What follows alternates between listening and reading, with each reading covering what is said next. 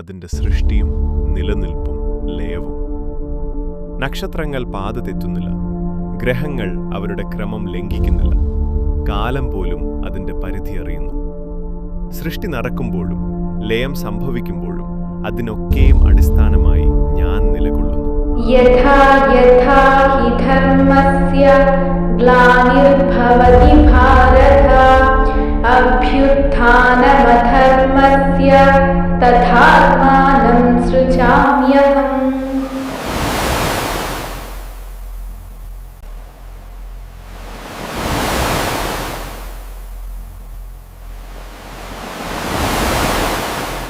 എല്ലാവർക്കും നമസ്കാരം. ഇന്നത്തെ വീഡിയോയിൽ നമ്മൾ പറയുന്നത് ഭഗവാന്റെ രണ്ടാമത്തെ അവതാരമായ കൂർമ്മ അവതാരത്തെക്കുറിച്ചാണ്. അപ്പോൾ കഴിഞ്ഞ വീഡിയോയിൽ നമ്മൾ ഭഗവാന്റെ ആദ്യത്തെ അവതാരമായ മത്സ്യാവതാരത്തെക്കുറിച്ച് പറഞ്ഞു അല്ലേ. അപ്പോൾ അതുപോലെ തന്നെ ഇപ്രാവശ്യം നമ്മൾ പറയുന്നത് കൂർമ്മ അവതാരത്തെക്കുറിച്ചാണ്. അപ്പോൾ ഈ ദശാവതാര കഥകൾ വായിക്കുമ്പോൾ ഒരു പ്രത്യേകതയുണ്ട്, എനിക്ക് തോന്നിയ കാര്യം കേട്ടോ. അതായത് നമ്മൾ ആ കഥകളിലൂടെ ഇങ്ങനെ സഞ്ചരിക്കുന്നത് പോലെ നമുക്ക് തോന്നും. അപ്പോൾ ഞാൻ ഇന്ന് പറയാൻ പോകുന്ന കൂർമാവതാര കഥ പറയുമ്പോൾ അത് വളരെ പിന്നിൽ നിന്ന്, അതായത് അതിൻ്റെ തുടക്കം തൊട്ടേ ഞാൻ പറയുന്നുണ്ട്. അപ്പോൾ ഒരു കാര്യത്തിയിട്ട് കണക്ട് ചെയ്ത് അടുത്ത കഥ അങ്ങനെ കഥകൾ പോയിട്ടാണ് അവസാനം ചെന്ന് കൂർമാവതാരത്തിൽ എത്തിച്ചേരുന്നത് കേട്ടോ. അപ്പോൾ അങ്ങനെ നല്ലൊരു അനുഭവം നിങ്ങൾക്ക് ലഭിക്കും എന്ന് വിശ്വസിക്കുന്നു. അപ്പോൾ നമുക്ക് കഥ പറയാനായിട്ട് തുടങ്ങാം അല്ലേ. പഞ്ചാഗ്നി മധ്യത്തിലായിരുന്നു പാർവതിയുടെ പ്രണയ തപസ്. അതായത് ഭഗവാൻ ശിവനെ ലഭിക്കാനായിട്ട് പാർവതീദേവി അതികഠിനമായ തപസ് ചെയ്തത്. ഭക്ഷണവും വെള്ളവും ഒന്നുമില്ലാതെയായിരുന്നു പാർവതീദേവി തപസ് ചെയ്തത്. പാർവതീദേവി അപർണയായിരുന്നു. അപ്പോൾ നിങ്ങൾക്ക് ആർക്കെങ്കിലും അപർണ എന്നൊക്കെ പേരുണ്ടോ? ഈ അപർണ എന്ന വാക്കിന് അർത്ഥം തന്നെ ഇല പോലും ഭക്ഷിക്കാത്തവൾ എന്നായിരുന്നു. അതുകൊണ്ട് ദേവിയെ നമ്മൾ അപർണ എന്നുകൂടി വിളിക്കട്ടോ. അങ്ങനെ കഠിനമായ തപസ്സിനൊടുവിൽ പാർവതീദേവി തൻ്റെ ആഗ്രഹം പൂർത്തീകരിക്കുകയാണ്, ശിവഭഗവാനെ കല്യാണം കഴിക്കുകയാണ്. അപ്പോൾ കല്യാണം കഴിച്ചതിന് ശേഷം ഭഗവാന്റെ ദേഷ്യം പാർവതീദേവിക്ക് ഒട്ടും ഇഷ്ടപ്പെടുന്നില്ല. കാരണം പണ്ട് ആ ഒരു തപസ്സിൻ്റെ കാലത്ത് തന്നെ കാമദേവനെ കത്തിച്ച് കളഞ്ഞ ഭഗവാന്റെ കോപം ദേവി അറിഞ്ഞത് തന്നെയാണ്. പക്ഷേ കല്യാണത്തിന് ശേഷം ഇത്രയും കോപം ഉണ്ടാവുമെന്ന് ദേവി ഒരിക്കലും പ്രതീക്ഷിച്ചിട്ടിരുന്നില്ല. എന്തിനും ഏതിനും കോപമാണ്. ഭഗവാന്റെ മുഖത്തുള്ള തൃക്കണ്ണ് ദേവിക്ക് വലിയ ശല്യമായി തീർന്നിരിക്കുകയാണ്. അതായത് എന്തെങ്കിലും ചെറിയ കാര്യം സംഭവിച്ചാൽ തന്നെ ആ തൃക്കണ്ണ് തുറന്ന് ഭയങ്കരമായി ദേഷ്യപ്പെടുകയാണ്. അങ്ങനെ ദേവിക്ക് അതൊരു വളരെ ബുദ്ധിമുട്ടാവുകയാണ്. അങ്ങനെ ഒരിക്കലും ദേവി ഭഗവാനോട് ഇങ്ങനെ പറയുന്നുണ്ട്, ഇത്രയ്ക്ക് കോപമുള്ള ഭർത്താവിനോടൊപ്പമുള്ള ജീവിതം ഒരു ദുർവാസമാണ് എന്ന് പറയുന്നുണ്ട്. അപ്പോൾ ഇത് കേട്ടതോടുകൂടി ഭഗവാൻ ശിവന് വളരെ ദുഃഖമാവുകയാണ്. അങ്ങനെ ഭഗവാൻ ആലോചിക്കുകയാണ്, എൻ്റെ ഭാര്യയ്ക്ക് പോലും എൻ്റെ ഈ കോപം ഇഷ്ടപ്പെടാണ്ടായി എന്ന് ആലോചിക്കുകയാണ്. അപ്പോൾ എങ്ങനെയെങ്കിലും തൻ്റെ ഭാര്യയുടെ ആഗ്രഹം തീർക്കണം എന്ന് തീരുമാനിക്കുകയാണ്. അങ്ങനെ ഈ ഒരു സമയത്തായിരുന്നു അത്രി മഹർഷിയുടെ ഭാര്യയായ അനസൂയ ത്രിമൂർത്തികളെ തൻ്റെ മക്കളായി ലഭിക്കണം എന്ന് തപസ്സൊക്കെ ചെയ്ത് വരം ചോദിക്കുന്നത്. അങ്ങനെ ശിവൻ അത് കൊടുക്കുകയും ശിവൻ തീരുമാനിക്കുകയാണ്, അനസൂയയുടെ മകനായിട്ട് ഞാൻ ജനിക്കുമല്ലോ, അപ്പോൾ ആ ഒരു കുട്ടിയിലേക്ക് എൻ്റെ എല്ലാ കോപവും കൊടുക്കാം എന്ന് തീരുമാനിക്കുകയാണ്. അങ്ങനെ അനസൂയയ്ക്ക് മകൻ ജനിക്കുകയാണ്. അത് ദുർവാസാവായിരുന്നു. പാർവതിയുടെ ദുർവാസം ശിവനോടൊപ്പമുള്ള ദുർവാസം അകറ്റിയ ദുർവാസാവ്. ദുർവാസിൻ്റെ കാര്യം എല്ലാവരും കേട്ടിട്ടുണ്ടാവില്ലേ. പല കഥകളിലും വരുന്ന ഒരു കഥാപാത്രമാണ്. വളരെ കോപിഷ്ഠനായ ഒരു കഥാപാത്രമായിട്ടാണ് ദുർവാസാവിനെ ചിത്രീകരിച്ചിരിക്കുന്നത്. അപ്പോൾ ഒരിക്കൽ കണ്വാശ്രമത്തിൽ അദ്ദേഹം പോയ സമയത്ത് തൻ്റെ പ്രിയതമനായ ദുഷ്യന്തനെ സ്വപ്നം കണ്ടുകൊണ്ടിരുന്ന ശകുന്തളയെ തന്നെ ശ്രദ്ധിച്ചില്ല എന്ന് പറഞ്ഞ് അദ്ദേഹം ശപിച്ച കഥയെല്ലാം നമുക്ക് അറിയാലേ. അതിനുശേഷമാണ് പിന്നീട് വലിയ പ്രശ്നങ്ങളൊക്കെ ഉണ്ടായത്. ദുഷ്യന്തൻ ശകുന്തളയെ മറന്നു പോകുന്നതും ഒക്കെ ഈ ഒരു ദുർവാസാവിൻ്റെ ആ ഒരു ശാപം കൊണ്ടാണ്. അപ്പോൾ ഇങ്ങനെ വളരെ ദേഷ്യപ്പെടുന്ന പല സന്ദർഭങ്ങളും ഉണ്ടായിട്ടുണ്ട്. അതുപോലെ തന്നെ പെട്ടെന്ന് ദേഷ്യപ്പെടുന്ന പോലെ തന്നെ പെട്ടെന്ന് പ്രീതനാകുന്ന ഒരാൾ കൂടിയാണ് ദുർവാസാവ്. അപ്പോൾ നമുക്ക് കുന്തി ദേവിയുടെ കഥ പറയുകയാണെങ്കിൽ ഒരിക്കൽ കുന്തി ദേവിയുടെ ആ ഒരു കൊട്ടാരത്തിൽ വന്ന ദുർവാസാവിന് കുന്തി ദേവി വളരെ മര്യാദയോട് കൂടിയിട്ട് തന്നെ സേവനം ചെയ്യുകയാണ്. ഈ ദുർവാസാവ് വന്ന ഉടനെ തന്നെ കുന്തി ദേവിയോട് ഭക്ഷണം ചോദിക്കുകയാണ്. അപ്പോൾ നല്ല ചൂടുള്ള ഭക്ഷണമായിട്ട് കയ്യിൽ പിടിച്ചിട്ട് കുന്തിദേവി ഇങ്ങനെ വരികയാണ്. അപ്പോൾ അത് കണ്ടിട്ട് ദുർവാസാവ് ഒന്ന് പരീക്ഷിക്കണമല്ലോ എന്ന് വിചാരിച്ചിട്ട് കുന്തിദേവിയോട് പറയുകയാണ്, ഞാൻ സ്നാനം ചെയ്തു വന്നിട്ട് കഴിക്കാമെന്ന് പറയുകയാണ്.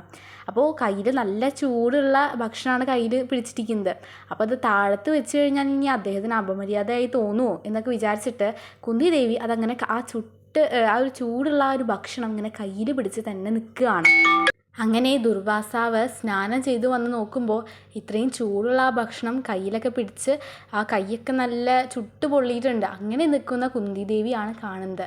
അപ്പോൾ അദ്ദേഹത്തിന് പെട്ടെന്ന് തന്നെ അദ്ദേഹം പ്രീതനാവുകയാണ്. അങ്ങനെ കുന്തിദേവിക്ക് ഒരു വരം കൊടുക്കുകയാണ്, ഇഷ്ടമുള്ള സമയത്ത് 5 ദേവന്മാരെ ഭർത്താവായി സ്വീകരിക്കാം എന്ന് അതായത് 5 മന്ത്രങ്ങൾ ചൊല്ലി കൊടുക്കുകയാണ്. അപ്പോൾ ഓരോ മന്ത്രം ചൊല്ലുമ്പോഴും ഇഷ്ടമുള്ള ദേവന്മാരെ ഭർത്താവായി സ്വീകരിക്കാമെന്ന് പറയുകയാണ്.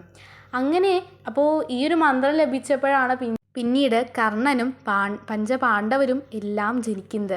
അതാണ് പിന്നീട് മഹാഭാരത യുദ്ധത്തിലെ വലിയൊരു വഴിത്തിരിവൊക്കെ കേട്ടോ.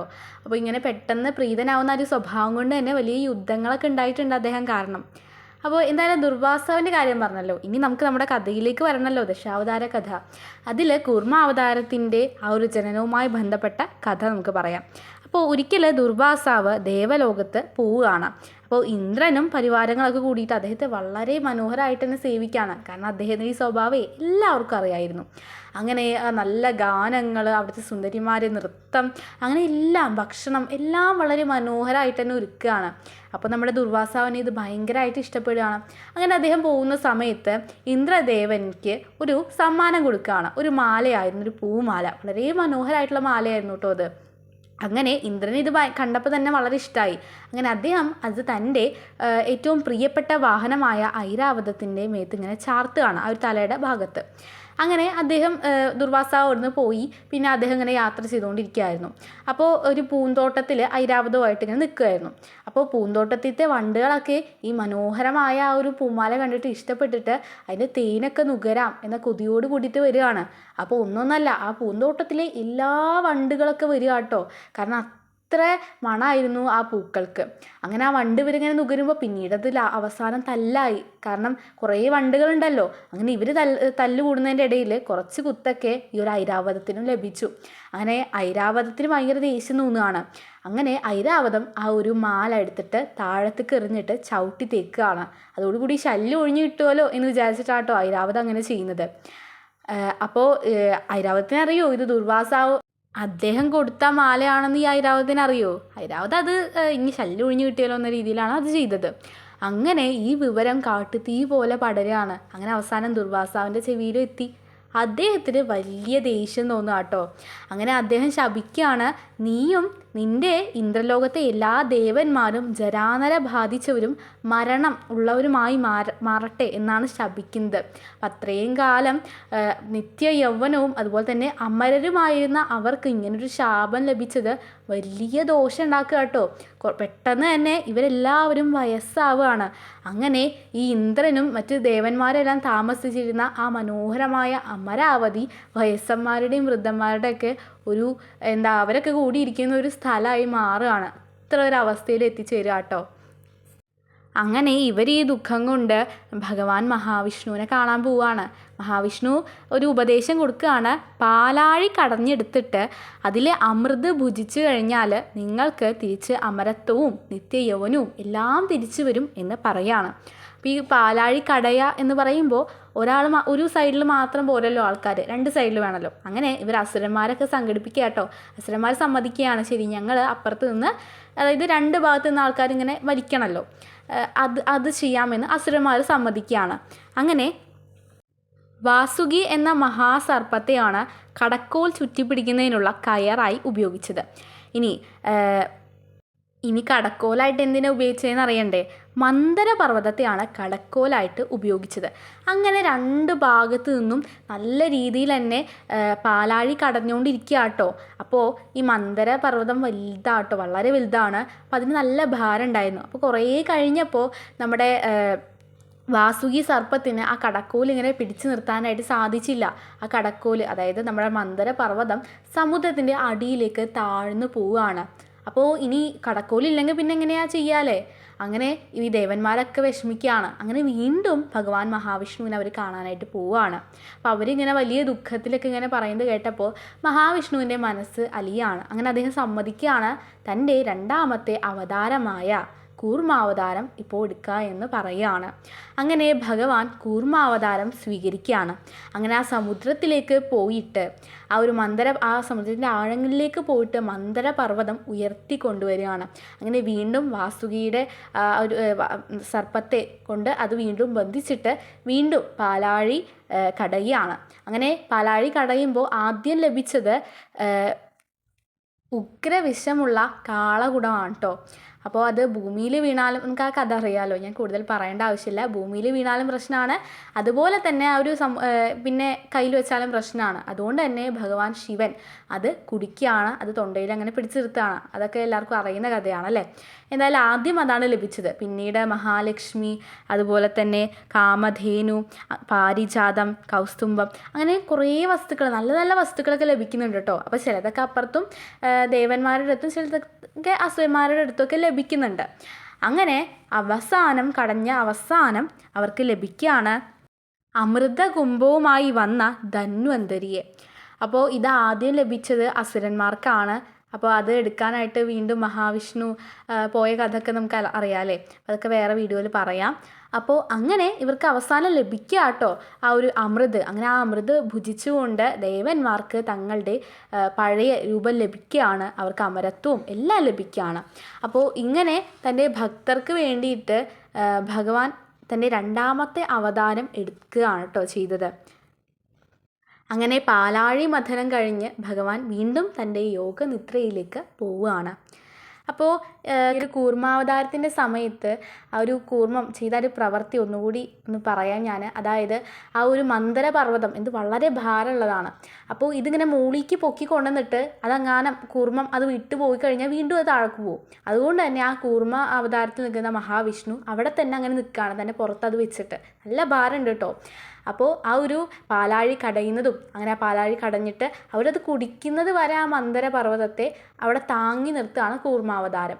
അപ്പോൾ ഈ ഒരു കൂർമാവതാരത്തിൻ്റെ ഇന്നർ മീനിങ് എന്ന് പറയുന്നത് പേഷ്യൻസ് തന്നെയാണ് കേട്ടോ. അപ്പോൾ ഇനി അടുത്ത വീഡിയോയിൽ നമ്മൾ ഭഗവാന്റെ അടുത്ത അവതാരമായ വരാഹ അവതാരത്തെക്കുറിച്ച് പറയുന്നുണ്ട്. അപ്പോൾ അടുത്ത വീഡിയോ എല്ലാവരും കാണാം. നമ്മളെല്ലാ 10 അവതാരങ്ങളും പറയുന്നുണ്ട്. ഈ 10 അവതാരങ്ങൾ മുഴുവനായി കേൾക്കുന്നത് മഹാപുണ്യമായിട്ടുള്ള കാര്യമാണ്. അപ്പോൾ ഈ വീഡിയോ ഇഷ്ടപ്പെട്ടെങ്കിൽ നിങ്ങൾ കമൻറ്റ് ചെയ്യുകയാണെങ്കിൽ എനിക്കത് വലിയ സന്തോഷമാവും കേട്ടോ. കമൻറ്റ് ചെയ്യാന്ന് വെച്ചാൽ നാമങ്ങളൊക്കെ ചൊല്ലിയിട്ടിട്ടാൽ മതിയാവും. കൂർമാവതാരത്തിൻ്റെ നാമങ്ങളൊക്കെ എല്ലാവർക്കും അറിയാമല്ലോ. അപ്പോൾ ഇനി അടുത്ത വീഡിയോസും കാണുക. അപ്പോൾ അടുത്ത വീഡിയോ നമ്മൾ ഉടൻ തന്നെ ഇടുന്നതായിരിക്കും. Thank you.